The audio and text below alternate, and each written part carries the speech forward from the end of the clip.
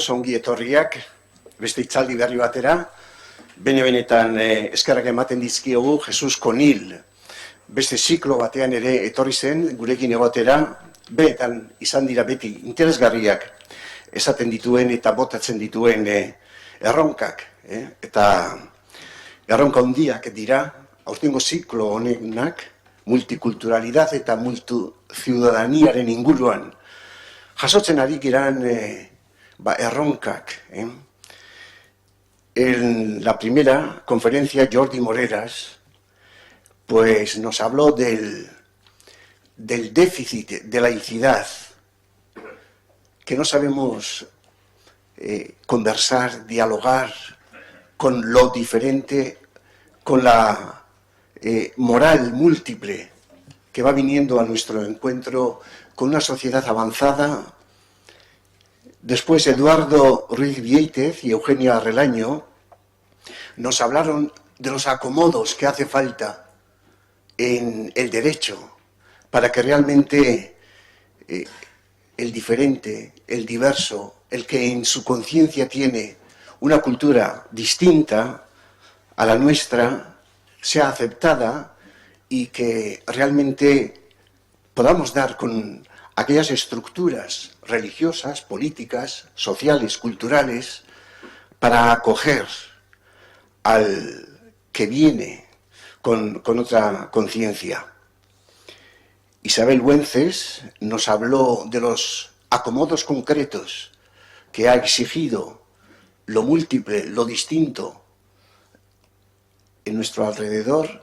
Dio ejemplos muy bonitos del cementerio de los árabes en Murcia, de la acomodación de alguna forma de la perspectiva, la conciencia religiosa de los niños al ser acogidos en colegios.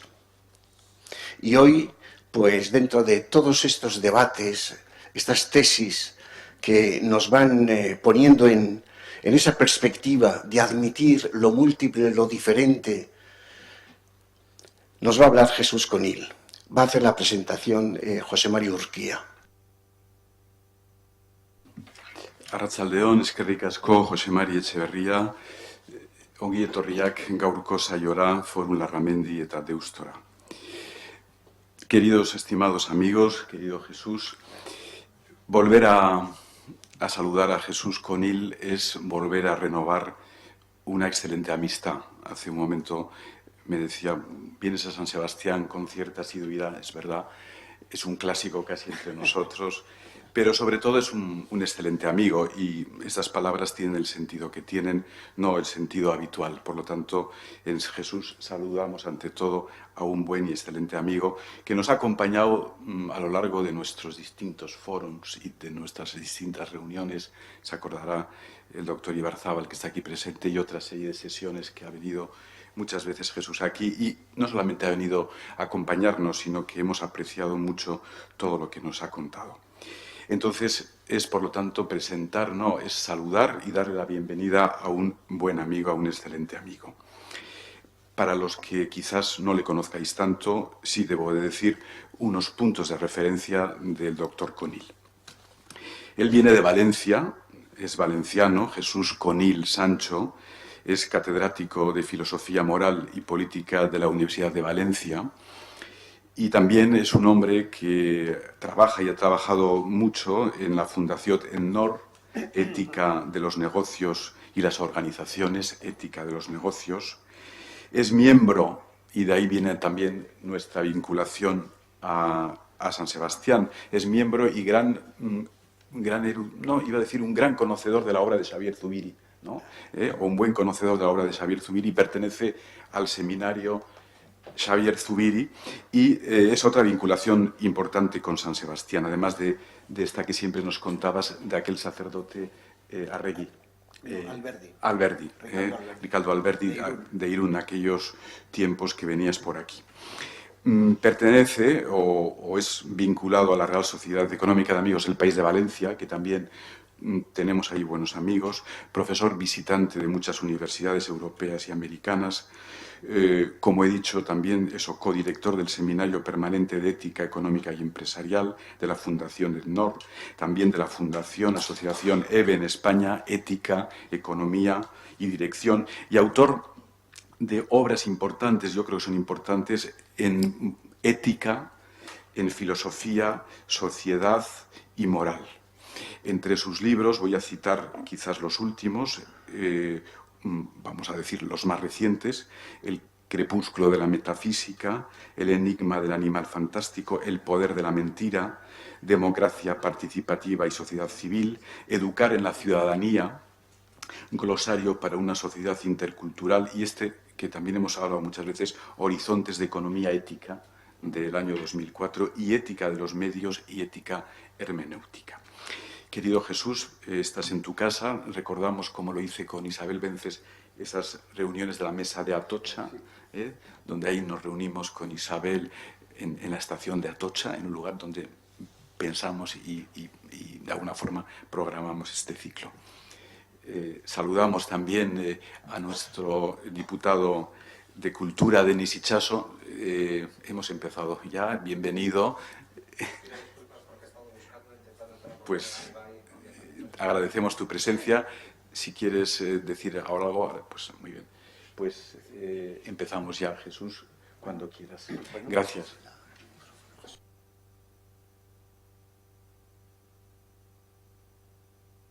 Muchas gracias a José María Echeverría y a José María Urquía por esta cálida presentación y acogida. Como siempre, somos amigos, es lo que comentábamos ahora. Yo creo que ya se va creando un grupo de amigos, de amistad cívica, que hemos comentado tantas veces, que tanta falta nos hace en nuestra convivencia.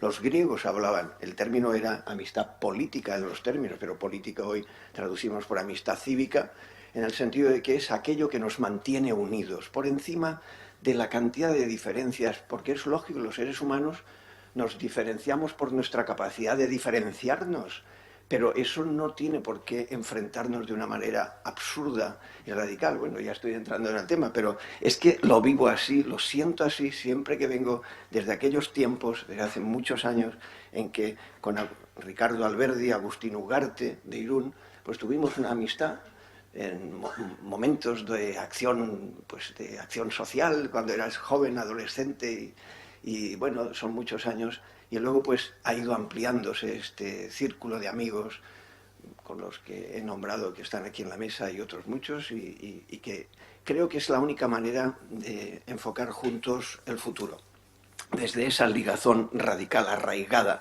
en la vida humana. Tampoco tiene más complicaciones, las complicaciones ya vienen luego. Estamos en este tema que estuvimos comentando juntos también, que interesaba, el título que lleva de la multiculturalidad a multiciudadanía, y estuvimos hablando de introducir el término interculturalidad, porque nos parecía que podía ayudarnos a completar terminológicamente, pero los términos, en la medida que sean conceptos, los conceptos tienen que servir para atrapar la realidad, para entenderla, para operar en ella, para cambiarlos si hace falta. Por ejemplo, estos mismos, ha habido una evolución, y es la primera parte, yo me voy a dedicar a eso, a aclarar estos términos, no por el regodeo de los términos, sino en la medida en que nos ayuda a reflexionar y a captar mejor las cosas. Precisamente luego lo que pasa en la vida pública, esa falta de reflexión es la que hace que haya más manipulaciones. En la medida en que nosotros atrapemos mejor, conozcamos mejor los conceptos, podremos entendernos mejor y evitaremos las manipulaciones. Si queremos ser una ciudadanía madura, tenemos que pasar por la reflexión. De lo contrario, somos pura reacción emotivista.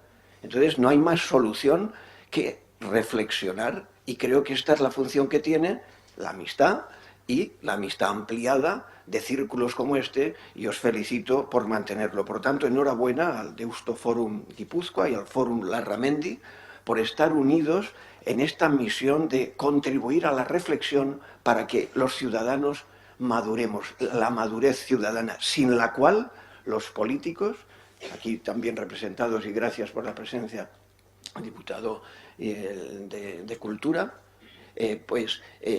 tienen que estar, y me alegro muchísimo. Esto es un regalo. Eso quiere decir que hay una articulación entre la sociedad civil y los agentes políticos. Eso es la madurez, a mi modo de ver, desde mi modesta opinión, pero así lo explicito, porque igual que nos criticamos otras cosas, y hay que criticarlas en el sentido negativo, también hay que criticarlas, discernirlas, y empleo aquí un término de rancio abolengo en esta tierra, ¿verdad? Desde Ignacio de Loyola, o Zubiri en filosofía, en perspectiva religiosa, o en perspectiva filosófica, porque luego ese término es un término importantísimo para la vida práctica, para la reflexión práctica, para la filosofía práctica, que es donde yo me voy a situar. Por lo tanto, enhorabuena.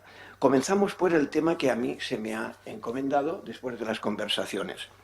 Primero, esclarecer los términos alrededor de la noción de interculturalidad, a diferencia de otros como multiculturalidad, y por qué es mejor un término que otro en la medida que nos ayuda a entendernos mejor no solo lo que pasa, sino lo que proponemos, porque aquí hay no solo descripciones, sino también propuestas, a partir de lo que nos parece mejor. O sea, no se trata solo de conceptos descriptivos, sino también de conceptos que intentan abrir los horizontes para mejorar nuestra convivencia.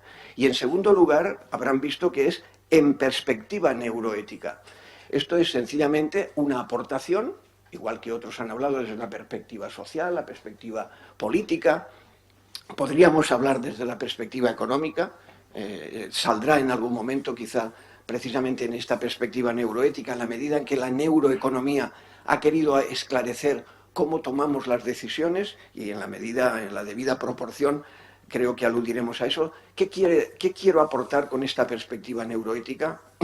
Pues ver si los nuevos estudios que ahora hacen furor, están de moda incluso en los medios de comunicación por todas partes, si esos nuevos estudios científicos avalan, abogan o no, desde esas presuntas nuevas configuraciones conceptuales y teóricas, lo que vamos a plantear como conceptos innovadores o conceptos de progreso, posible progreso moral, político y social de la interculturalidad, porque hay que preguntárselo, porque a veces en eso somos esquizofrénicos. Cuando hablamos de una cosa, ahora los neurólogos y las neurociencias hablan de unas cosas y lo que hay que ver es si hay correlación de algún tipo y qué tipo de correlación, positiva, negativa, es decir, avalan las perspectivas de las neurociencias, en concreto de la vertiente neuroética, neuropolítica y neuroeconómica, que ahora aludiré a ello, avalan estas cuestiones, estos planteamientos interculturales o no. Porque claro, luego vienen, es que científicamente, ¿qué podemos decir en estas nuevas ciencias que están tan de moda de este tema? Y esta era modestamente la pequeña aportación o el plus que puede completar a las otras perspectivas que se han ido viendo. Evidentemente tenemos que empezar hablando, si interculturalidad habla de cultura, lo primero que tenemos que hablar, no sea que al final nos quedemos como pasa siempre, que no sabemos ni de lo que hablamos. En mi caso, yo voy a intentar que no sea así, modestísimamente. Quizás sean mis funciones de profesor, pues me aclaro así, aclarando una cosa detrás de otra poquito a poco. Interculturalidad supone hablar de cultura. ¿Y qué es cultura? Pues claro, ¿qué es eso de cultura? Lo empleamos continuamente. La cultura supone un plus respecto de la natura. A veces no lo pensamos. Tan sencillo como ese, cuando se dice así, pero muchos de los planteamientos actuales van en contra. Y esto ha sido una pugna continua. Todos los que hemos estudiado, recordemos nuestros estudios, hay una pugna desde siempre, desde antiguo, entre poner como gran principio la natura o poner como gran principio la cultura. Y entonces, a veces lo que otros pensamos es que no hay que prescindir de ninguno de los dos. Esto que parece tan sensato, sin embargo, es continuo debate y lucha, porque unos quieren llevárselo y hay naturalizaciones y culturizaciones. Siempre estamos en esa pugna. Yo de entrada voy a decir que, a mi modo de ver, la mejor resolución es la interacción. Y esto recuperando ya hasta el pensamiento clásico. Ya los griegos plantearon este tema, incluso con mucha audacia y mucha profundidad, eso sí, con el estudio de lo que ellos podían. Por ejemplo, nuestros queridos amigos los hipocráticos, de Laín, el maestro de la gran escuela de historia de la de la medicina en España, pues y vuestros maestros, ¿no?, de historia de la medicina, pues han sido grandes especialistas mundiales de lo que han sido el Corpus Hippocraticum. El Corpus Hippocraticum intentó ya dar una solución a esto. Fíjense ustedes ya los años y los siglos que hace. ¿Por qué? Porque pensaban que la natura, la biología es la clave, pero el bios nos exigía un ethos. El bios específicamente humano necesita volcarse, vivirse como ethos. Y ese es el origen de la palabra ética, si recuerdan, ¿se ven? Ética, que es el primer modo de hablar de cultura, porque cultura es un término latino. ¿Cuál es el término griego más parecido a lo que luego ha sido el término cultura, lo que hemos llamado cultura a diferencia de la natura? Ethos. Y ese es el comienzo de la ética. La ética, el ethos, es el modo de vivir, porque nuestro modo de vivir no está marcado solo por la biología. No somos solo organismos biológicos, somos organismos biológico-culturales o bioéticos, podríamos decir, organismos bioéticos. Bueno, pues este es el primer elemento, el de desarrollar una vida que no solo es biológico, zoe, que es el otro término griego para vida, sino un bios, como ya decía algunos de los clásicos, donde las vidas de los hombres pueden diferir. En mucho se distinguen y difieren las vidas de los hombres. Una frase famosa de Aristóteles. Y utiliza el término bioi, en plural. ¿Por qué? Porque las vidas no son vidas puramente biológicas, sino vidas, como diría Ortega y Gasset, biográficas. Nosotros intervenimos, es decir, nosotros podemos hacer nuestra vida. La vida es un quehacer. ¿Y por qué? Porque tenemos un ethos y podemos elegir dirigirnos por el placer, dirigirnos por los honores, buscar la riqueza o buscar algún otro modo mejor de vivir. Porque el ser humano, por naturaleza, tiende al mejor modo de vida. Eso es lo que llaman eudaimonía, traducido muy mal por felicidad. Todos queremos vivir bien, queremos vivir más a gusto. Por lo menos decían los clásicos, porque los modernos y contemporáneos han llegado a decir cosas muy raras, como decir que no quieren o no queremos ser felices. En fin, esto si acaso lo hablamos luego, porque nos choca, generalmente nos choca, pero se ha llegado a decir cosas de este tipo. Por lo tanto, en primer lugar, ethos. ¿Y cómo se hace el ethos? El ethos. ¿Cómo se hace la cultura? Porque hay un logos, porque el ser humano es capaz no solo de vivir según los instintos que le vienen dados, sino por una capacidad, una dynamis, una capacidad, una facultad, que es la del logos, por la que puede intervenir en alguna medida, no en toda, sino en alguna medida en el bios. Por ejemplo, ya los clásicos, no hace falta que nos lo digan los neurólogos, algunos ahora se creen descubrir en este punto una cierta ingenuidad. Lo que pasa es que lo que hay que aplicarlo es a lo nuevo. Pero ya Aristóteles decía que, por ejemplo, uno en la digestión no puede interferir con el logos, pero sí en las apetencias. Hoy podríamos decir, en las conexiones de la sinapsis uno no puede interferir, o en la presión arterial uno no puede interferir con el logos. Sí, pero en otras cosas sí que puede interferir. Si no, ¿por qué alabamos unas conductas y denigramos otras? Si no se podría intervenir, no tenemos nada que decir. Y luego, cuando hay casos de estos, ¿verdad?, y de los otros, tendríamos que decir, bueno, es que la vida lo exige así, la vida biológica lo exige así. De esto hablaremos en la segunda parte. Por lo tanto, en primer lugar, esta es la gran relación, este es el esquema en el que nos vamos a mover. Lo que pasa es que a ese ethos, modernamente, desde los estoicos latinos ya, que me estaba diciendo José Mari, que estaba leyendo a Séneca, por ejemplo, los estoicos son clave para este tema, porque saben distinguir, como hablábamos, entre lo que está en nuestras manos y lo que no está en nuestras manos. Claro. Bueno, solo un comentario al hilo porque han sido clave. Entonces la cultura es ese lugar donde los seres humanos podemos intervenir. Es porque lo hacemos nosotros, por interacción. Luego, esa cultura que, por ejemplo, Luis Vives utilizaba como el término cultura de uno mismo, de las relaciones, utilizó ese término, es el patrón de nuestra universidad, está en el claustro de nuestra universidad. Luis Vives es nuestro gran intelectual humanista. y creo que se lo merece. Es uno de los grandes del humanismo. Bueno, pues ahí empieza un sentido de la cultura, y esa cultura humanista se establece de una manera muy sólida a partir de la Ilustración. La Ilustración moderna, ilustraciones ha habido también en Grecia, pero la Ilustración moderna, para dar paso al planteamiento ya más contemporáneo, empieza a pensar que el ser humano puede tener un órgano como la razón por el que puede construir su vida. Y por eso los modernos creemos que el gran principio de esa cultura moderna es la libertad. La libertad es la capacidad que tiene el ser humano de usar su razón para organizar su vida. Eso creemos los modernos. A lo mejor somos unos ilusos y todo lo que hemos montado es una ilusión. Eso dicen también algunos, incluso neurólogos. Pero en fin. Pero claro, hay que ir correlacionando. ¿Quién tiene razón? Pues hay que estudiar. No hay más remedio que estudiar, porque si no, cuando toca hablar de una cosa, todos somos utópicos. Y entonces, porque estamos en el foro de la utopía, vienen los científicos de otro tipo cuando se ponen de moda y te dicen, no, todo eso son ilusiones del cerebro. Entonces, ¿en qué estamos? Yo lo que hoy quiero es que lo correlacionemos. Se va a entender que lo correlacionemos, que digamos, bueno, vamos a tomarnos en serio. Porque si no, lo único que estamos ejerciendo es la esquizofrenia. Cuando nos toca hablar, ponemos el disco de la utopía, todos, cuanto más rara, mejor.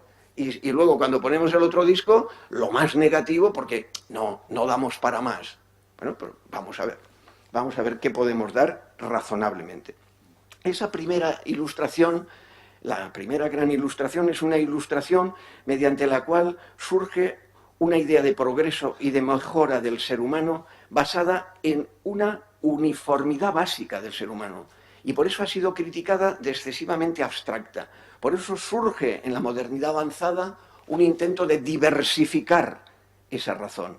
¿A partir de qué? Pues, por ejemplo, hay muchas de las culturas plurales, del Volksgeist de cada pueblo, el espíritu de cada pueblo, de la identidad de cada pueblo, e incluso se ha llegado, ustedes recordarán, y se ha puesto de moda en una época determinada, incluso a decir que hay una relatividad de las culturas y cada cultura tiene su propia racionalidad y por lo tanto tiene sus propios criterios y no podemos medir unas con otras. Hay una inconmensurabilidad, una intraducibilidad de una racionalidad a otra.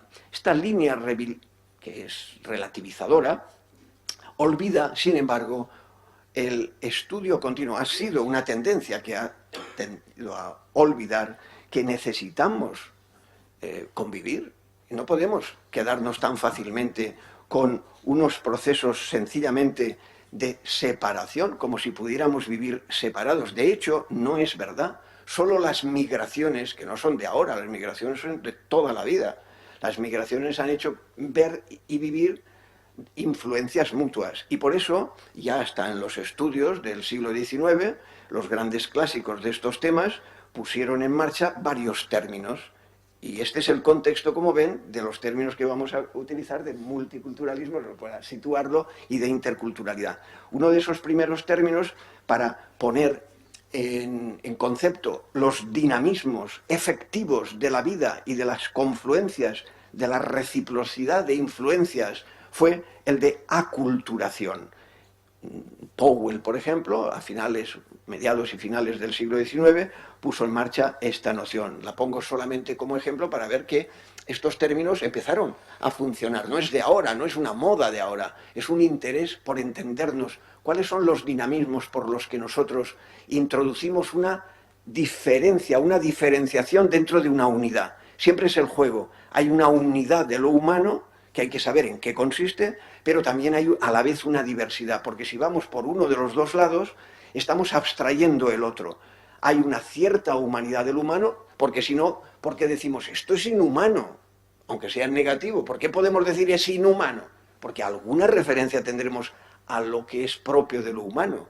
Por cierto, no es lo mismo humano en el sentido que ahora todos me están entendiendo implícitamente, connotativamente, como lo homínido. O sea, hay una construcción biológica del homínido, pero eso no es suficiente. esto lo hemos hablado creo en alguna ocasión por otras razones, o en alguna pregunta recuerdo, me parece que salió, pero los procesos de humanización no son los mismos que los de la hominización. Uno puede ser un homínido acreditado y alguien puede decir, pero qué inhumano es este homínido. Claro. ¿Por qué? Porque los criterios de humanización no son los mismos que los puramente biológicos, filogenéticos del proceso de hominización. Y por eso surgen las culturas. Las culturas son los modos diversos de creer precisamente cómo somos más o mejores humanos, y cada cual suele pensar que su cultura o la otra o las interrelaciones van configurando formas mejores de vivir, de modos de vida, de esos ethos que hablábamos antes, o de culturas. Bueno, pues las culturas, y esto es lo que indican estos dinamismos, incluso los que empiezan hablándose de aculturación, lo que se muestra es que nunca son puras. Aquellos que creen que de algún modo hay unas culturas puras, cerradas, eso fácticamente es falso. Por facticidad, es una abstracción o una trampa ideológica para defender otras cosas. Entonces con eso hay que ir con mucho cuidado, porque fácticamente no hay así. ¿Por qué? Porque las aculturaciones han sido continuas, sean conflictivos o sean más pacíficos, pero siempre ha habido una reciprocidad de influencias. Y de eso es de lo que vamos a hablar ahora a continuación. Diversas formas de relación entre las posibles culturas diversas, diferentes. Porque esto que ha sido fácticamente así, sin embargo, claro, no se ha vivido, ni se ha organizado, ni se puede organizar de la misma manera. Y en segundo lugar, aparte de la facticidad, hay que seguir planteando, claro, para poder uno decir si esto es mejor o aquello es peor, no se puede dejar de plantear la validez de los diversos aspectos de las diferencias y la validez posible de ese universalismo o de esos presuntos juicios, valores, principios que presuntamente tienden o quieren ser universalizables desde algunas posiciones. Por tanto, la gran cuestión siempre en este punto es, primero, mantener claramente que de modo fáctico no hay pureza, sino que siempre estamos en lo que algunos autores han llamado de diversas maneras, pero una manera muy hermenéutica, en ciertas corrientes de interpretación de las culturas, se ha denominado fusión de horizontes. Es decir, siempre, todos somos, de algún modo, una fusión de horizontes, perspectivas interpretativas, de significados diferentes, porque somos un cúmulo, un condensado de interrelaciones de reciprocidad de influencias. Pero en segundo lugar, tenemos que plantearnos siempre si hay algo que es mejor o es peor, porque lo fáctico no es suficiente. La hermenéutica fáctica de la facticidad es insuficiente, es decir, la interpretación de los elementos fácticos es insuficiente, porque incluso inmediatamente dicen, ¿pero qué es mejor? ¿Vale la pena vivir así o así? Por ejemplo, ¿qué es mejor? ¿La venganza o el perdón? Claro. Y si uno lo preguntara desde el punto de vista neurológico, ¿qué diría? Lo dejamos para luego. Pero eso hay que...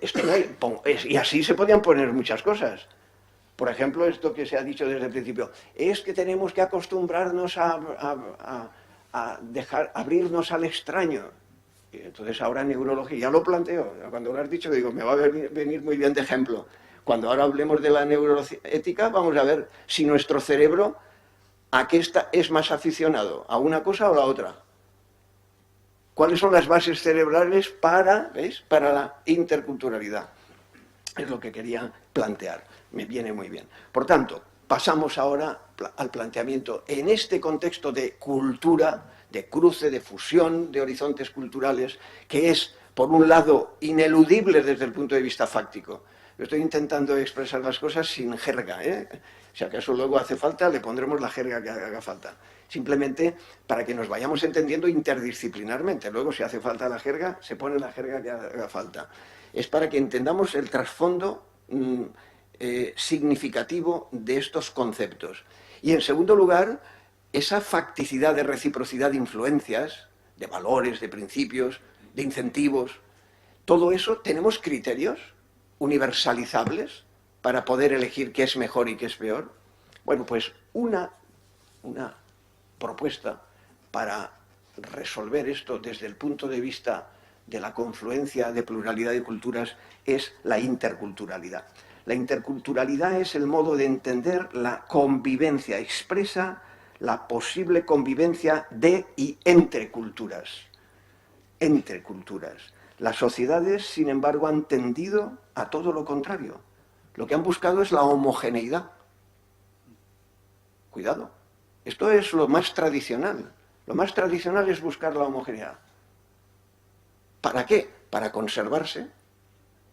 Porque lo otro es peligroso. Eso ya desde el punto de vista social. Luego lo veremos, y ya lo voy avanzando, desde el punto de vista neurológico, avalan esa posición. Luego lo veremos con toda claridad. Es decir, el cerebro humano, en los estudios de los propios neurólogos, te dicen que lo primero, hasta emotivamente, y los estudios que hay al respecto, les recomiendo el libro de Neuroética y Neuropolítica, donde se expone muy bien, de Adela Cortina, se expone muy bien todo este tipo de cosas, de lo que dicen, para correlacionarlo con lo que nosotros a veces pensamos y pensamos que es mejor. Entonces, ¿qué hacemos? Hemos de pensarlo. Y por eso sirve el estudiar estas cuestiones. Bueno, vayamos. La noción de interculturalidad nos ayuda a pensar mejor aquellas propuestas de pluralidad de culturas, porque la gestión de la pluralidad de culturas puede hacerse de diversas maneras. Por ejemplo, no todo el mundo ha pensado en una noción de humanidad común. La noción de humanidad común es muy compleja y ha tardado muchísimo. Se ha tardado muchísimo en llegar a un sentimiento de humanidad compartido. Lo que se ha sentido, se ha tenido es de cierta comunidad, desde los cazadores-recolectores, que eran pequeños grupos, a luego comunidades mayores, pero siempre es de un grupo, de un pueblo, de una nación, incluso el pueblo de Israel, que por otra parte es uno de los principios sobre la base potencialmente universalizadora. Pero el cristianismo, por ejemplo, ha sido una repotenciación de la universalización, de la noción de humanidad, porque hay un padre común. Esto en el judaísmo está de algún modo, pero siempre a través del pueblo. Por eso la universalización, el universalismo, una de sus fuentes ha sido las religiones monoteístas. Y en especial el cristianismo. Luego la ilustración, o bueno, los estoicos, el cosmopolitismo estoico, y luego la ilustración, la razón común. Pero estos son las tendencias a favor de esa posición. Pero como veis, no ha sido fácil, ni es fácil. En la práctica es dificilísimo. Pero incluso en la configuración de la conciencia de la humanidad, la noción de humanidad no ha sido fácil. Se ha configurado muy poco a poco, porque ha necesitado unas semillas que además tampoco están en todas partes y en todas las culturas. Y aún en ellas están transportadas, van como si dijéramos en vasijas de barro, porque claro, también culturalmente, no me refiero ahora ya solo a cuestiones religiosas, sino hasta culturalmente. Bueno, el tiempo avanza, sigamos. Entonces, la interculturalidad es un modo de entender las interrelaciones de diferencias culturales a diferencia de la multiculturalidad. ¿Por qué? La multiculturalidad, tal como se expuso, no sé aquí cómo se habrá expuesto, pero en la taxonomía de esta cuestión normalmente surgió para aludir a la pluralidad de culturas. Pero el modo de entender esa diversidad de culturas a través de la noción de multiculturalidad ha conducido a los guetos, a la separación. Porque el pluralismo, la pluriculturalidad, puede gestionarse sencillamente a que haya una yuxtaposición. La interculturalidad no es la yuxtaposición. La interculturalidad vive y abona una convivencia, dicho desde el principio, de interacción, donde la subjetividad humana está presente, se está viviendo de la relación con el otro. La apertura al otro, al distinto, se vive desde dentro de cada uno de los sujetos. Esto es muy difícil. Seamos sinceros, no seamos hipócritas, esto es difícil. Y si además luego las ciencias, las neurociencias, nos avalan, por ejemplo, el que el cerebro humano también le cuesta, se resiste y lo voy avanzando porque veo que el tiempo avanza, se resiste, porque lo extraño nos repele, nos produce sensación de peligro emocionalmente, y la respuesta emocional del primer cerebro es emocional, la primera dimensión del cerebro es emocional, entonces no resistimos. Necesitamos mucha reflexión, necesitamos mucha educación, necesitamos muchos otros incentivos para responder positivamente, para abrirnos al otro, porque de entrada produce rechazo. Ahora olvidemos nuestro bien pensante y nuestro bien hablante posición, sino pensemos seriamente. Nos cuesta de entrada, pero no nos... Y eso es lo bueno de estudiar las neurociencias, pues nos puede tranquilizar en cierto modo, de decir, bueno, a lo mejor es que nuestras condiciones tienen unas limitaciones, y eso es lo que podemos aprender. En vez del determinismo neurológico, simplemente el que aprendamos de ahí el que tenemos unas dificultades, pero no deterministas, porque el ser humano también muestra que es capaz de sobreponerse. Ya voy aludiendo ya hacia el final porque veo que el tiempo apremia. Bueno, pues la interculturalidad lo que muestra es la necesidad de una ética intercultural, un ethos, ética en el sentido auténtico, un ethos, un modo de vivir, una convivencia, una ética, unos valores comunes. Y eso, en nuestras sociedades modernas, ¿cómo se expresa? A través del pluralismo. El pluralismo es muy difícil. Pluralismo no es lo mismo que relativismo. Pluralismo quiere decir que es posible una articulación entre la pluralidad de culturas, la interculturalidad, pero que están en relación, no en separación de guetos, no multicultural, no pluriculturalidad. El pluralismo real, por lo tanto, es un dinamismo donde hay una base de ética universal, transcultural o intercultural, que nos abre a una articulación. Esta es una posible salida, la que desde hace muchos años, esos años casi de juventud que nos movíamos por aquí en aquello que comentábamos antes, y que fuimos labrando, y que Adela expresó hace muchos años con los términos de mínimos y máximos. Es decir, hay aplicado, eso puede aplicarse a las religiones o puede aplicarse a las culturas, o puede aplicarse a las políticas.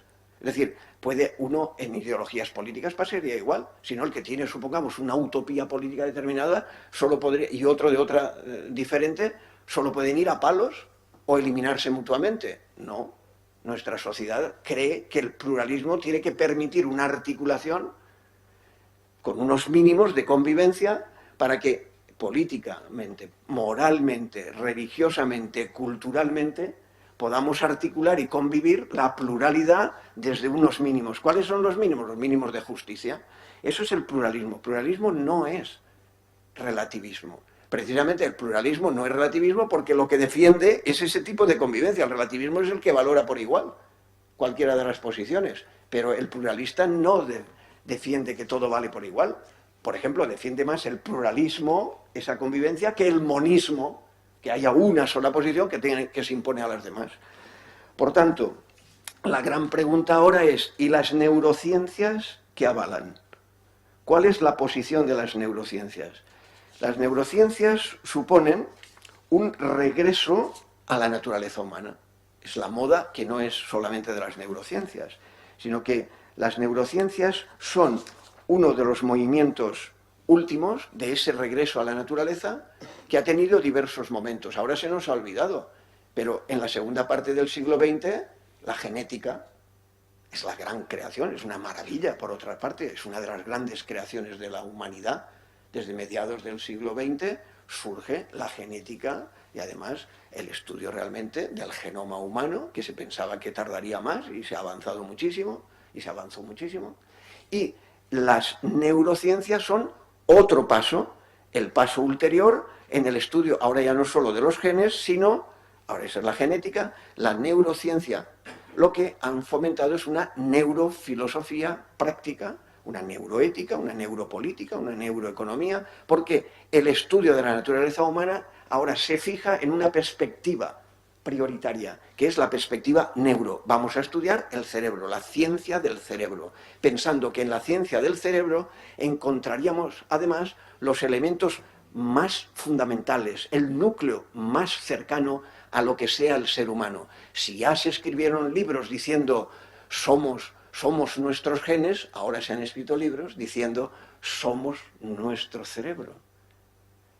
A mi modo de ver son exageraciones, extrapolaciones, pero hay que aprender. Esta es la actitud, ahora ya me han ido comprendiendo seguro la actitud que he mostrado desde el principio y vamos a entrar en ello.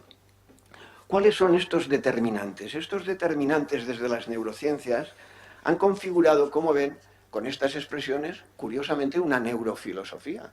Porque hablar somos desde la naturaleza humana, eso es lo que hacía la metafísica tradicional.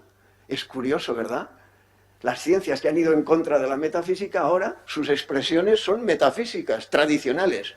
La esencia del ser humano está en los genes. La esencia del ser humano... Esto no lo digo yo, lo dicen ellos.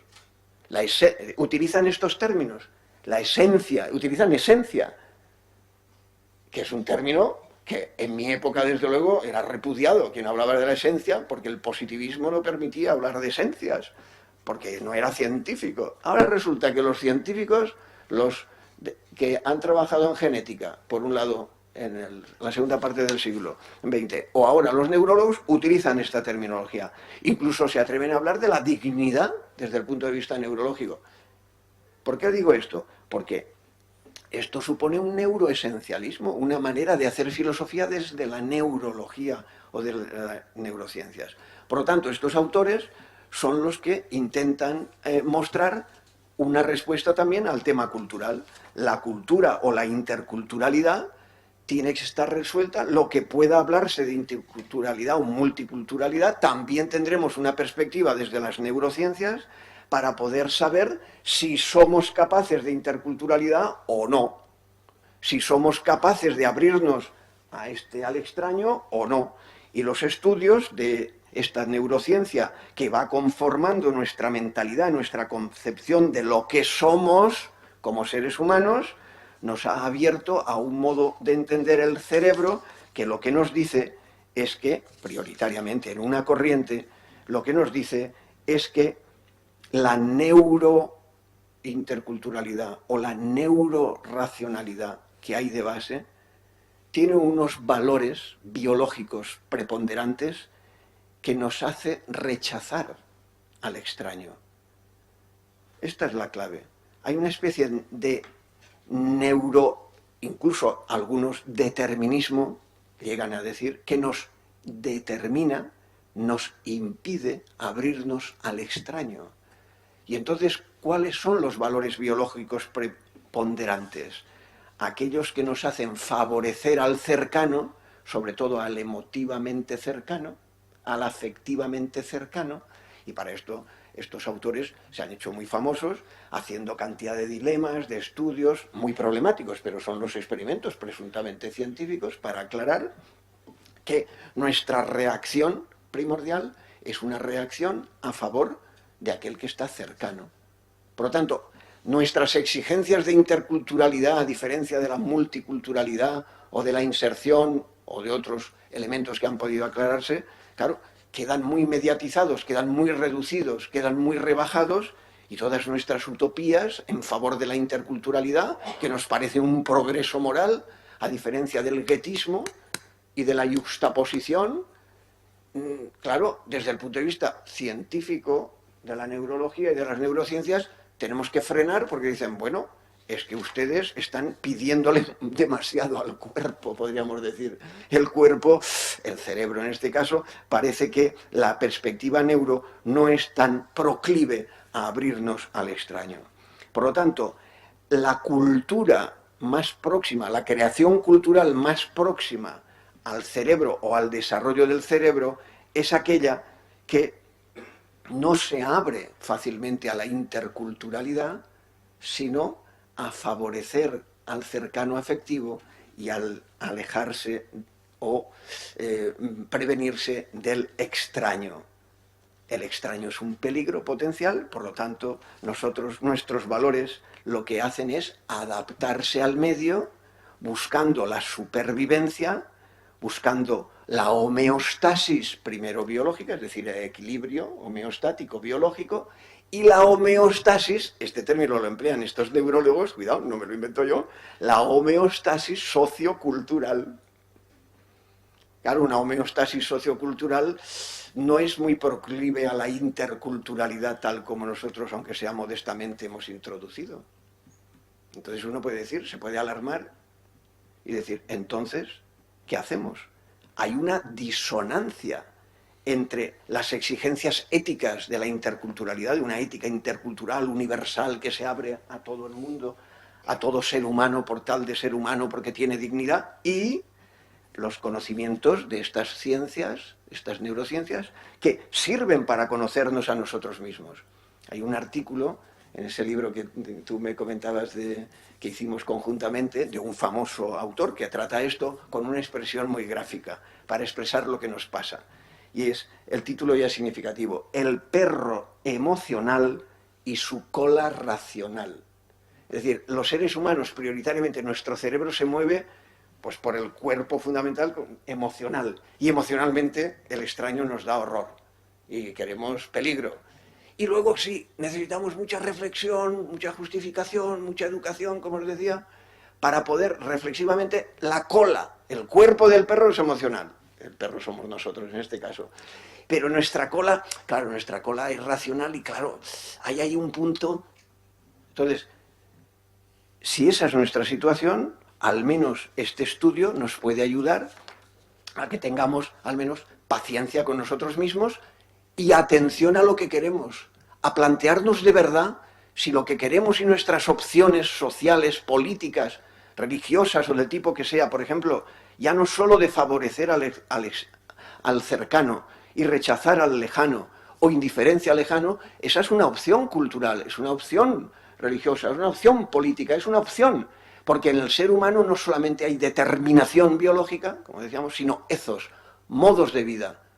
Y por lo tanto, aunque sea modestamente, conozcamos nuestros límites, pero sepamos que eso no nos viene dado por el cerebro, entonces nos lo podemos exigir de inmediato, sino que tendremos que organizar nuestra vida para que, si queremos eso, lo fomentemos de verdad y pongamos los incentivos propios de nuestras sociedades para favorecer eso que decimos que queremos. Porque si dejamos que el cuerpo, a lo que le pide el cuerpo, a lo que le pide el cerebro, a lo mejor no podremos conseguir esas exigencias de interculturalidad. Porque los valores biológicos que están detrás de esas opciones por sobrevivir, o a lo sumo por reciprocar, pues no dan para una interculturalidad. Porque los valores biológicos que están detrás de las fuerzas que decimos que han configurado nuestro cerebro desde los cazadores-recolectores, lo que favorecen es esa homeostasis biológica y sociocultural que se basa fundamentalmente en la recompensa y en el castigo, pero no en el reconocimiento mutuo del extraño por su dignidad. Por eso, si queremos una sociedad intercultural, como por ejemplo en el glosario este que hicimos hace años y que tuve la fortuna de coordinar, y que creo que es excelente y que creo que es una buena oferta, tenemos que conocernos a nosotros mismos, nuestros límites, pero también nuestras posibilidades para poner en marcha una sociedad, una economía, una política, una cultura, una intercultura, una educación que lo favorezca. De lo contrario, nos quedaremos atrapados por los límites de la pura adaptación en vez del reconocimiento. Pues este es mi punto de partida para que hablemos. Muchas gracias por la atención.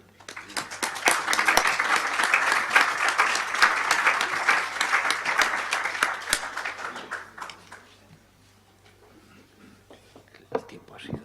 Perfecto, el tiempo perfecto. Y ahora abriríamos un turno de debate aquí con el doctor Ibarzábal. Tiene la palabra.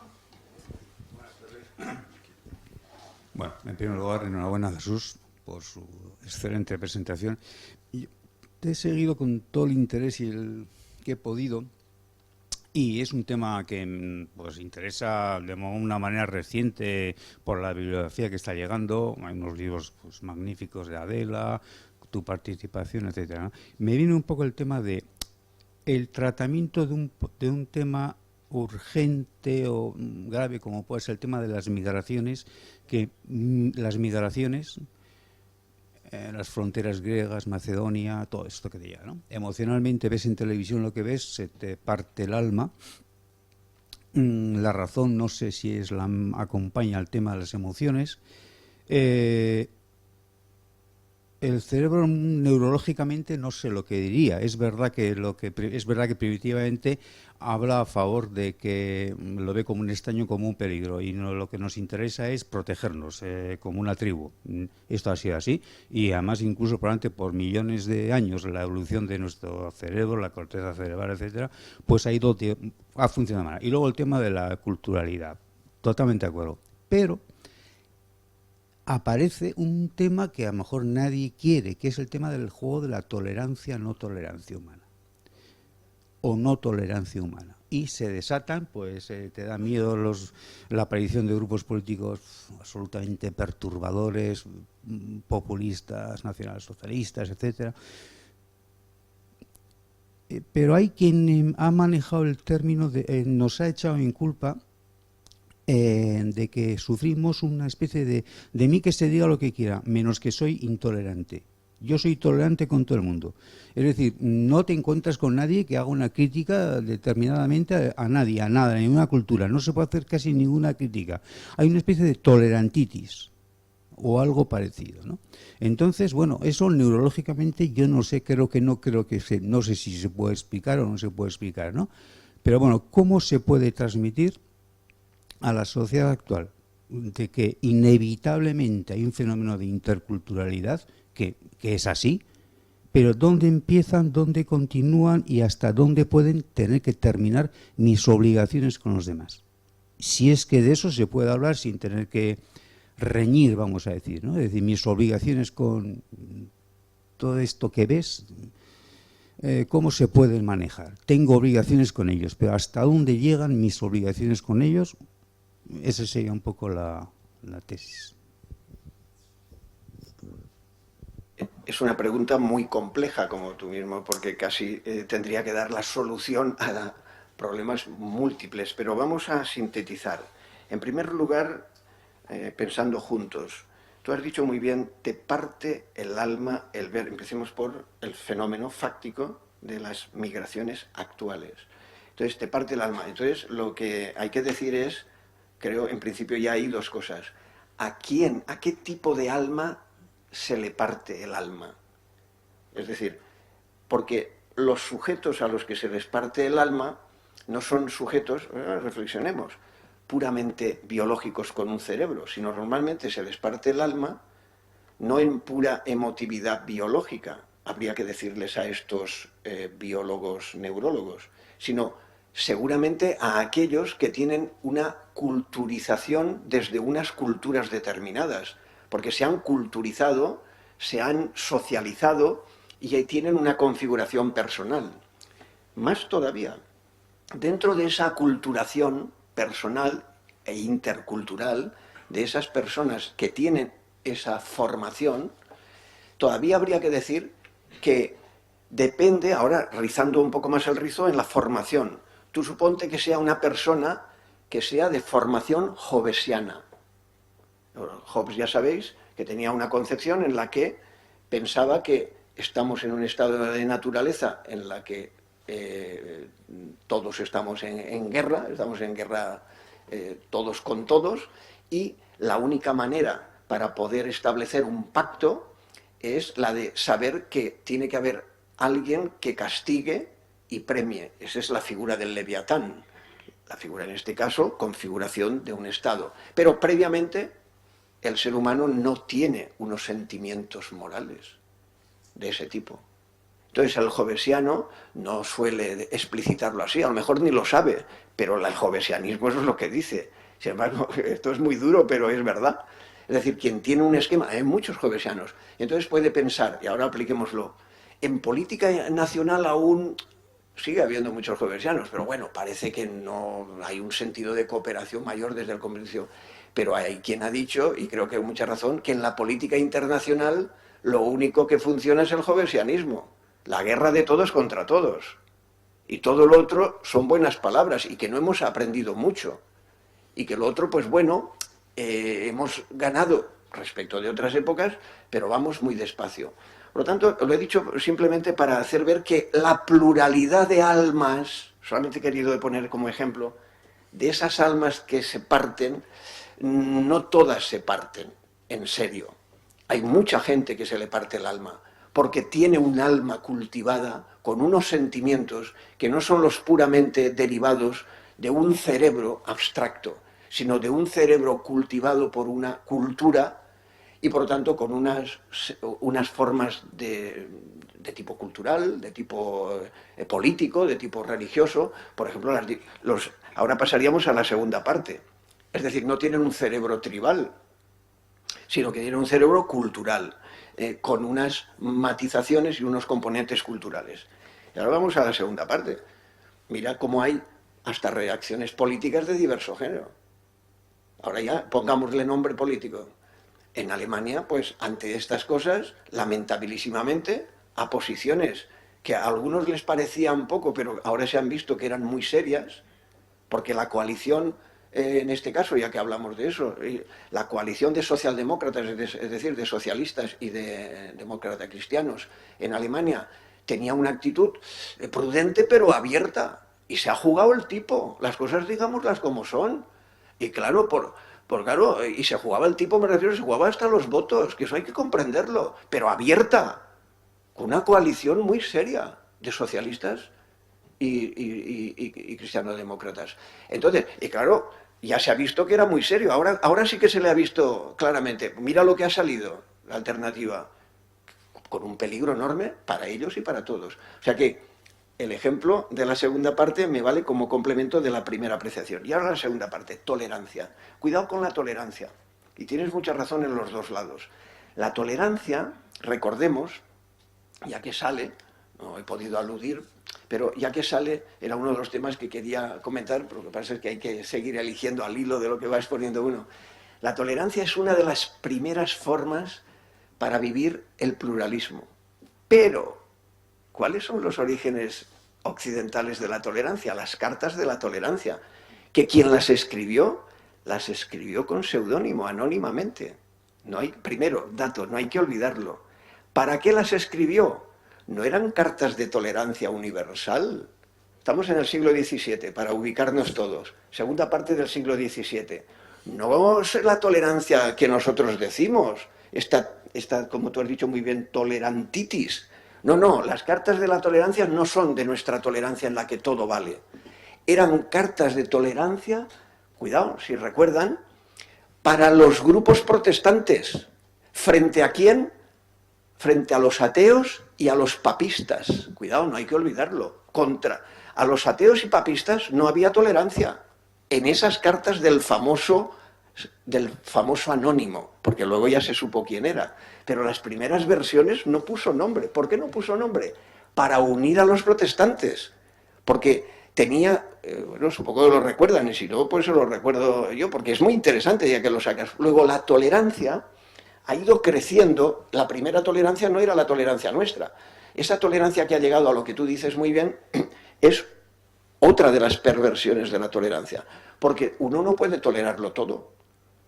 Porque ¿por qué defiende la tolerancia? Y ahora voy a la segunda parte de esta segunda parte. ¿Por qué defiende la tolerancia? Para defender el pluralismo. Pero el pluralismo tiene unos límites razonables. ¿Por qué si no, no hay pluralismo? Por eso he dicho que no es relativista. El tolerante que dice que lo tolera todo, bueno, lo tolera todo de boquilla, porque en cuanto tengan a él, le ataquen, deja de ser tolerante. Normalmente es de salón el tolerante de ese tipo que tú dices, por eso hay que reflexionar. Por lo tanto, a lo que iba es, la tolerancia, la noción de tolerancia, sea por un lado o por otro, es insuficiente. Lo que hay detrás de la tolerancia en positivo, hemos ido dándonos cuenta que es lo que está detrás de la interculturalidad, es el respeto activo. No es lo mismo la tolerancia, incluso la noción de tolerancia mejor es muy negativa. Por ejemplo, la tolerancia, es que no tolero el café, no tolero la leche, no tolero... Luego la tolerancia estratégica. Es famoso en el caso de tolerancia, el caso de Kusuchov, de los ejércitos de Napoleón, ¿verdad? Toleró que entraran hasta Moscú para darles pero el golpe. O sea, hay tolerancias hasta estratégicas. Entonces, la noción de tolerancia tiene una gran ventaja, pero hay que saber, es un paso, pero es un paso ¿para qué? Para el pluralismo. Pero el pluralismo no es suficiente basándose en la tolerancia, que todavía tiene aspectos negativos y problemáticos, sino que el verdadero pluralismo es aquel que se basa en el respeto activo. No sé si con esto hemos aclarado los términos en los dos órdenes. Es una pregunta muy compleja, porque luego, claro, para el marco político ahora ya es cuando viene tu pregunta última. ¿Qué obligaciones tengo hacia los demás? Depende. ¿Qué significa obligación? Porque ahora ya viene la tercera parte de tu pregunta. El otro eran los presupuestos. ¿Qué significa obligación? ¿Cuál es la base de las obligaciones? Hay obligaciones de ciudadanía, por ejemplo. Hay obligaciones morales. Las obligaciones de ciudadanía depende de qué signifique ciudadanía, porque hay diversos tipos de ciudadanía. Si la ciudadanía está marcada por los estados nacionales, ¿tú solo tienes obligaciones con los de tu nación? O si estamos en una unidad europea, ¿tenemos obligaciones en Europa? O, por ejemplo, tenemos obligaciones y se va graduando la obligación. Porque no es lo mismo la obligación que tú tienes con tus hijos, que tienes las obligaciones con los otros ciudadanos. Y, segundo, eso también depende de las concepciones de ciudadanía. Si tú tienes una concepción liberal de la ciudadanía, o tú tienes una concepción social o socialista de la ciudadanía, se va ampliando tu obligación o tu sentido de la responsabilidad. Tú puedes tener una asociación liberal de independencia. Por eso antes he hablado de las nociones de ciudadanía. Depende de qué noción de ciudadanía. Hay nociones de liberales de independencia, liberales de cooperación o socialistas, por ejemplo, en las que tú tienes una responsabilidad o crees que tienes una vinculación intrínseca con el otro. O republicana en el sentido de la ciudadanía republicana, no me refiero ahora a jefaturas del Estado, sino en el sentido de la noción de lo que es en la filosofía política el republicanismo, que supone virtudes cívicas, por ejemplo, que se ha hecho muy famoso en la última parte del siglo XX. Entonces tienes una noción de ciudadanía que está basada, según esa concepción, en la virtud cívica. Porque sin virtud cívica no hay obligación. Tú no sientes obligación, porque dices, yo voy a la mía. Porque tienes una concepción individualista de ciudadanía. Entonces, ahí hay que estudiar las nociones de ciudadanía para contestar a tu pregunta. Si no, es hablar por hablar o yo te digo mi opinión personal. Pero si uno quiere desgranarlo, tendrías que decir, depende de qué noción de ciudadanía, liberal de independencia, liberal de cooperación, social, intercultural o, en este caso, republicana, etcétera. Por eso te he puesto en el último caso el de la virtud cívica, porque es muy típica de este tipo de concepción. Y entonces sí que contestarían, por ejemplo, en positivo, igual que otros te dirían, no, en negativo, porque puedes tener indiferencia respecto al otro. Didi. Sí, pero ocurre una cosa. Por ejemplo, si siguen las cosas como están ahora, a partir de hace unos días el Ayuntamiento de Barcelona ha ampliado su presupuesto en una cantidad de dinero por el cual los, no sé cómo decir la palabra, son gente que viene de fuera, extranjeros que no tienen ciudadanía española, emigrantes, vendedores callejeros, no sé, popularmente yo no ve, ¿no? Un partido político, pero que se puede decir, porque lo ponen los periódicos, la CUP, le ha dicho a la señora alcaldesa, le ha dicho, o pones tanto dinero encima para que tengan un derecho, un carné especial que les va a dar unos derechos municipales, ¿no? Eso pasa en Barcelona, pero eso no pasa en Donosti. Pues, ¿por qué no? Pues porque no, ¿no? Entonces, parece como que, claro, al final, esto de las obligaciones para mí tenía una importancia, y es que tú tienes los derechos que tienes en función de las obligaciones que yo creo que tengo contigo. Algo de esto hay, ¿no?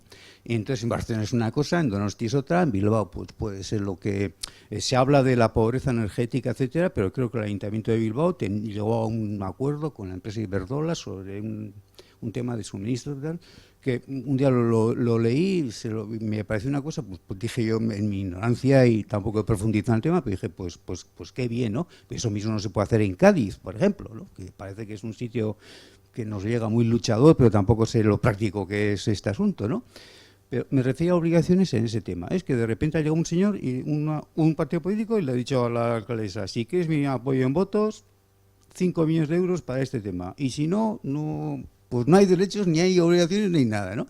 Claro, esto es un juego, me parece, un poco peligroso, ¿no? Bueno, vamos a ver, eso es una propuesta, yo no entro si es factible, legal, lo que sea, pero es A lo mejor es pensable, como legal, tú dices. totalmente, no digo que no quiero... Pero fíjate, es a través de algo que sí que es propio de nuestras sociedades, la propuesta. Otra cosa es si los ciudadanos lo votan o no. Lo importante ahí sería saber si los ciudadanos están de acuerdo en tener un impuesto para esa finalidad, que podría ser para otras cosas, por ejemplo, para la pobreza. Alguien puede decir, los ciudadanos, en un partido político, en el que sea, yo propongo un impuesto, que voy a abstractizar un poco, a hacerlo un poco más general, esto mismo, que es un caso particular el que tú dices.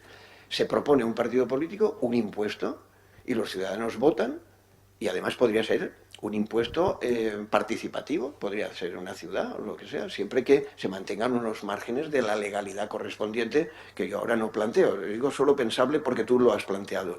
Y entonces, un mecanismo de nuestras sociedades es la de sufragar los ciudadanos porque creen que es su obligación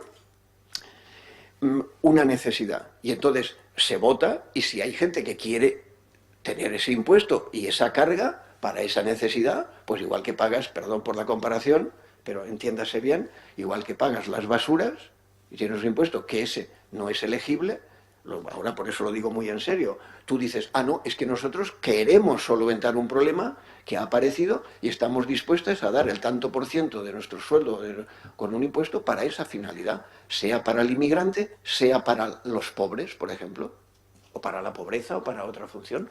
En principio, abstractamente, ¿por qué no? El tema que tú dices puede ser más problemático en la medida en que choca con problemas de legalidad internacional, a lo mejor. Y eso hay que ser consciente, y si uno es responsable, tendría que plantearlo y no hacerlo por puro arbitrio. Pero el planteamiento como tal, a través de los impuestos, una consulta, o sea, una decisión ciudadana de aquellos que sí que quieran participar en sufragar con impuestos algo, pues yo creo que no, en principio no tendría nada en contra, siempre y cuando se mantuviera una legalidad adecuada. Denis tiene una pregunta. Sí. Hola, Arratsaldeon. Bueno, en primer lugar, pedir disculpas porque me he despistado con el lugar y no he sido capaz de encontrarlo. Pensaba que era en la calle Andía y me ha costado. Pero me ha parecido muy interesante la ponencia, la charla. Tengo una pregunta muy corta y una reflexión. La pregunta corta tiene que ver con esa disposición neurológica de la que se hablaba, que me ha parecido muy sorprendente o muy en fin, interesante de profundizar, por la cual las personas tenemos esa incapacidad innata para poder, digamos, empatizar con lo diferente, y solo con cultura y con educación y demás podemos sobreponernos a esa cuestión innata y de alguna manera pues poder llegar a empatizar, ¿no? La pregunta es si eso sucede de igual forma, si los estudios avalan la idea de que sucede de igual forma entre el hombre y la mujer, porque hay quizás cosas en las que pudiera uno pensar que la mujer tiene un universo distinto al del hombre, que tiene incluso una predisposición o una incluso genética, que no lo sé, ¿no? Y creo que sería interesante saber si existe al respecto algún tipo de diferencia. Y por otro lado, al hilo de lo que se estaba comentando ahora, que yo creo que establece un poco el planteamiento y el dilema sobre los límites, ¿no? Yo creo que uno de los dilemas que nos planteamos en muchas ocasiones, sobre todo también desde las instituciones y desde la política, es cuál es el límite por el cual uno debe seguir tolerando a ese diferente si resulta que puede poner en tela de juicio determinadas conquistas, determinados derechos civiles, determinadas libertades públicas que con esfuerzo y con sangre, sudor y lágrimas se han conseguido tras muchas décadas, ¿no?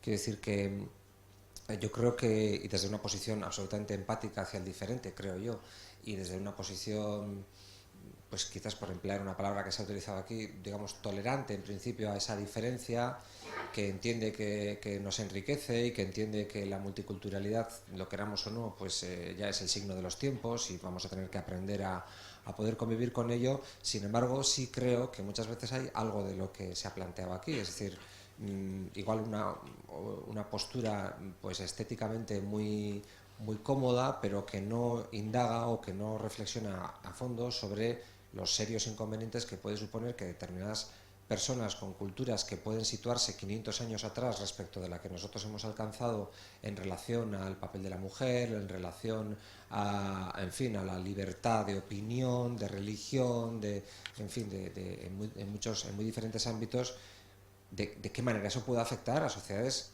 en principio avanzadas, aunque a veces no lo parezca tanto, ¿no? Eso es todo. Muy bien, muy interesante. En primer lugar, vamos a aclarar. No todo el mundo, yo he tenido que esquematizar, lo digo por aclarar, ya para la pregunta hay que aclarar que hay posiciones diferentes. Hay gente que sí que dice, y utiliza el término que usted ha empleado, y que he empleado yo con otro término que es determinismo, incapacidad para. Pero no todo el mundo de los neurólogos de las neurociencias se atreve a decir esto, sino que hay pluralidad también de perspectivas. Lo que pasa, y aprovecho para decirlo, los medios de comunicación, también en este tema, dan más juego, muchísimo más juego, a las extravagancias y a las barbaridades que a las posiciones sensatas. Pasa en esto y pasa también en otras cosas. Y es lamentable, porque entonces tampoco hay verdadero pluralismo para que las personas se formen. Los medios de comunicación, y lo siento, pero hay que decirlo, no cumplen bien su función en tantas cosas. No son auténticamente del todo profesionales, por las razones que sean. Pero el resultado es nefasto, porque no cumplen su misión. Aprovecho, es un paréntesis, pero lo digo porque me viene muy bien. Por lo tanto, hay gente que habla de esa incapacidad, pero habría que decir, lo que sí que parece es que hay una dificultad, que hay una tendencia prioritaria, que hay un primer impulso, hay unas intuiciones, hay unos incluso instintos en el sentido primordial. Parece que eso sí por la configuración del cerebro, y por eso es muy importante conocer la configuración del cerebro. Pero de ahí al determinismo, a la incapacidad, son las diversas posiciones y por lo tanto hay una pluralidad. Por eso, y antes de contestar a la pregunta ya más concreta, pero porque me viene bien para que se entienda lo que voy a decir a continuación en respuesta, también hay una corriente muy amplia de estudiosos del cerebro que lo que resaltan es la plasticidad del cerebro. Este es un punto muy importante, aunque sea solo una palabra. El cerebro humano es de una capacidad plástica, proteica, como el propio ser humano, somos proteicos, somos poliformes, tenemos una capacidad extraordinaria. Eso también lo resaltan otros. Por lo tanto, no se puede ser tan determinista. Lo que pasa es que lo que se vende es lo otro. Ya, por eso he aprovechado para decirlo. Pero existen esas otras tendencias. Y en tercer lugar, los estudios que yo he manejado no, y puedo citar a alguien que ha querido estudiar esto bastante y ha hecho estudios, que es una persona conocida, sobre todo él también se lo merece por el padre, que es Camilo José Cela, conde, es decir, el hijo de Cela. Camilo José Cela es un muy buen estudioso, es de nuestra área y se dedica a estas cuestiones, junto con otro gran estudioso que es de origen español, pero está en Estados Unidos, ha hecho toda su carrera en Estados Unidos, y le recomiendo sus libros para responder a todo esto, que es Ayala, Francisco José Ayala, y han publicado muchas cosas juntos sobre la evolución, los senderos de la evolución, en fin, son grandes especialistas. Entonces ellos han querido estudiar mucho ya para responder si esta plasticidad también es diferenciable entre varones y mujeres. Las respuestas están en el interrogante, francamente. Y la respuesta mayoritaria, por donde va, es que no es tanto la diferencia entre varones y mujeres, sino, y voy a decir todavía otra cosa, ya que lo pregunta, creo muy interesante, sino individual. Los cerebros son muy diferentes individualmente. No sé tú si también has estudiado esto. Esto lo dice muchísima gente, muchísimos neurocientíficos. Entonces, más que solo varón o mujer, que sería un factor que han querido estudiar y no les ha salido, por lo menos con aclaraciones últimas definitivas, lo que sí es que los cerebros son hasta individualmente, o sea, de varón este varón o esta mujer, pero no hay un colectivo, a no ser en ciertas cuestiones como esta que voy a citar ahora, que ahí sí que hay, por razones de la propia biología, y es la siguiente: aunque es común, pero hay una preponderancia, y es, algunos neurólogos han visto que hay un tipo de relación muy propia del ser humano, que es la cuidadora, la tendencia a cuidar. Pero cuidado, cuidar a los cercanos, siempre a los afectivos. Y ahí la mujer, tradicionalmente, es decir, en la filogénesis, claro, por su propia dependencia filogenética, pues ha tenido una preponderancia. Pero en nuestras sociedades eso también es un interrogante, porque igual que ha habido mujeres cuidadoras, cada vez más hay varones cuidadores. Pero en fin, no tengo una solución estadística para la respuesta fija. Simplemente les invito a que estos autores lo han estudiado y van en este catálogo de cuestiones. Y luego, segunda, la reflexión. En la reflexión sí que me parece muy importante, porque creo que es la distinción entre mínimos y máximos. Tiene toda la razón, que enlaza con lo de la tolerancia.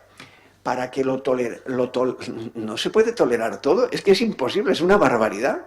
Es que, si no, además, bueno, todo el mundo dice, esto es intolerable, esto es inaudito, esto es inaceptable. Claro, a la mínima todo el mundo sale por esas. ¿Por qué? Porque cuando se ha estudiado el pluralismo en todas las tendencias, tiene unos límites, los límites del pluralismo, que se llama razonable. ¿Y dónde está la razonabilidad?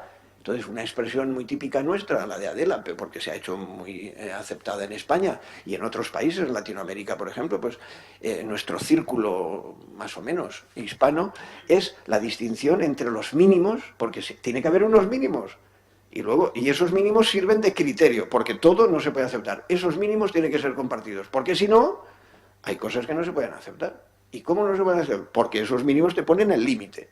Y eso lo deberíamos tener muy claro. Por eso hay que formarse en eso. Yo en eso estoy muy de acuerdo. De lo contrario es imposible la convivencia. Y además, como usted ha dicho muy bien, hay cosas que nos ha costado mucho, históricamente.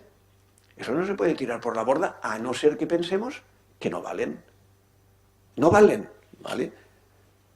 Pero, y si valen, hay que mantenerlos como límite. Pero esos son unos mínimos. Ahora bien, esos mínimos, a su vez, son los que posibilitan el pluralismo. Porque hay cosas que, siempre que se mantengan los mínimos, no tienen por qué ser agredidos, que esa es la otra parte. Hay gente que solo quiere imponer su posición, porque tiene su verdad, sea en política, en religión, en cultura, en lo que sea. No, la sociedad moderna crecientemente ha ido viendo que nadie tenemos la verdad redonda completa.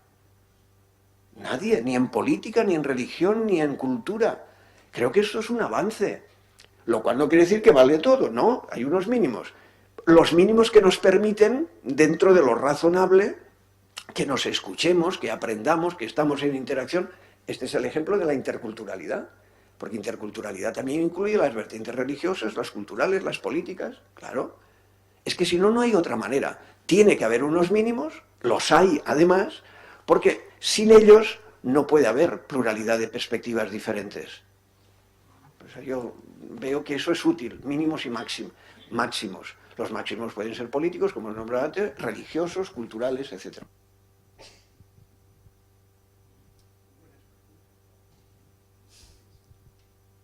Para pensar juntos las cosas. ¿Hay alguna cuestión más? Una última cuestión. Si hay límites, que a veces, por ejemplo, en el campo de la medicina da la sensación de que no los hay, pero si hay límites, que sí los hay, y hay tolerancia, pero a su vez no todo es tolerable, una no agradable conclusión, pero es de que la violencia, por quien está autorizado a ejercerla, en ocasiones puede tener que ser así, puede tener que ser usada. Si no, ¿cómo se maneja esta cuestión? Bueno, este es un tema muy específico. Esa es la llamada violencia legítima. La violencia legítima es un tema clave y clásico de la teoría política, porque la política, excepto en las configuraciones un poco ideales, hay dos grandes configuraciones contemporáneas de la política. Aquellos que entienden la política como la ausencia de toda violencia, en fin, me merecen los respetos intelectuales, pero esa no es la realidad. Esa es una noción de política que es casi contrafáctica. La política tiene un componente de violencia, pero, cuidado, la política legítima tiene que tener legitimidad para el ejercicio. Por ejemplo, para la defensa del ciudadano. El ciudadano tiene que tener seguridad. Toda sociedad, desde Aristóteles hasta la actualidad, la primera función que tiene, o una de las primeras funciones que tiene la política y sus instituciones, es dar seguridad básica. Cuando ha habido derecho, el derecho apoya, y el primer concepto básico del derecho es la seguridad jurídica. Es decir, tanto la política como el derecho lo que inciden y confluyen es en dar seguridad ciudadana. Por lo tanto, eso es lo que Max Weber, el teórico social, Max Weber, es uno de los claves, y de ahí surge, con todas luego las racionalizaciones que se quiera, plantean el uso de la violencia legítima. Pero claro, luego hay diversas formas de legitimar. Normalmente en nuestro campo, en el campo de la teoría política contemporánea, es la forma de la democracia liberal. De la democracia liberal es la que te da los criterios jurídicos para legitimar esa violencia legítima, porque el Estado es el único agente que, legitimado, democrático, puede ejercer esa violencia. Por ejemplo, y esto a veces es curioso, porque nos pasa, tú ves a alguien que te está machacando el coche y tú no le puedes hacer nada, porque si tú le haces algo, el culpable eres tú. Esto nos choca.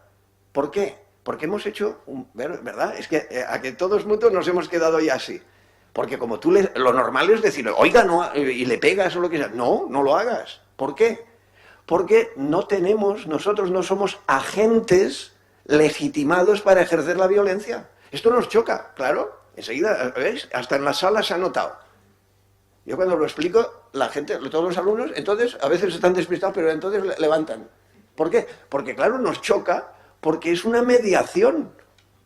Necesitamos hemos convenido una mediación política, jurídica, luego la policía, etcétera, cuando es legítima, porque puedes estar en un estado fallido, ilegítimo, eso es diferente. Pero esas mediaciones son esa mediación de legitimidad para el ejercicio de la violencia, que no se puede ejercer por cualquiera, ni en cualquier circunstancia, ni de cualquier manera. Hay una pregunta clásica que dice, ¿quién guardará al guardián, no? ¿Quién determina la legitimidad?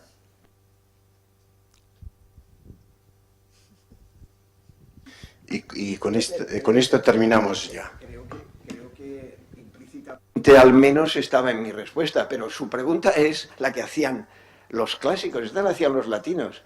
¿Claro? ¿Quién custodia a los custodiadores? Claro, esa es la pregunta, como usted dice muy bien. O sea, eso en nuestras legislaciones tiene una solución, y en las legislaciones de todas las democracias liberales tiene siempre un árbitro supremo, que es el Tribunal Supremo, en último término. Y entonces, claro, uno puede decir, pues ¿qué le vamos a hacer? Si no hemos montado bien nuestras instituciones, pero solamente hay otra institución superior que no es humana, que es la divina, y como se hacía en la Edad Media, ¿no? Y uno decía, pues apelo al juicio de Dios, ¿vale? Y se apelaba al juicio de Dios, y pasaba lo que pasaba. Pero quiero decir, para entenderlo por contraste, en las sociedades modernas no apelamos al juicio de Dios, apelamos a la Suprema Corte, apelamos al Tribunal Constitucional, en un proceso, por eso he dicho, de garantías. Nuestras constituciones son el marco de garantías, de libertades y de garantías. Y la única respuesta a su pregunta en nuestros sistemas que decimos que son los más avanzados que hemos tenido, pues son los que han expresado mayores cotas de libertad con seguridad jurídica, son estos procedimientos. Pero sí, hay que seguir preguntando, ¿y quién custodia a esos? Pues al final su conciencia y su profesionalidad. No hay otro, que ese es otro tema, ¿no? Sí, es que yo estoy diciendo equilibrio de poderes, porque muy bien, a lo mejor no lo he sabido expresar, gracias. Es decir, cuando yo he dicho nuestras instituciones están basadas en las democracias liberales en el equilibrio de poderes. No hay ningún poder, el legislativo no es poder absoluto, el ejecutivo no es absoluto, el judicial no es absoluto. El poder social, la opinión pública, que a veces se olvida, que si está bien ejercida, eso es un poder. Bueno, en la segunda parte de la rebelión de las masas, ¿qué dice Ortega? Dice, ¿quién manda en el mundo? En la opinión pública, dice él ya en los años 30. Es decir, el cuarto poder, que luego se hizo famoso, fíjate, pues ya lo decía hasta Ortega en la segunda parte de la rebelión de las masas. Es decir, exacto, quizá tenía que haberlo expresado o explicitado, pero desde luego era lo que quería decir. La pluralidad del equilibrio de poderes de nuestra sociedad es la única, pero si se fija, tampoco no es una garantía determinada, es como usted dice, es el equilibrio de unos poderes, pero no hay nadie que a su vez determine la fijación última de ese equilibrio. Claro. El jueves que viene terminamos el ciclo con Mikel Ayestarán, un periodista conocido que nos viene desde la guerra de Siria. Nos ha mandado el título de Califa Herrien Meachupean, bajo la amenaza de los califatos. Quedan todos invitados. Muchas gracias, Jesús, muchas gracias a ti sobre todo.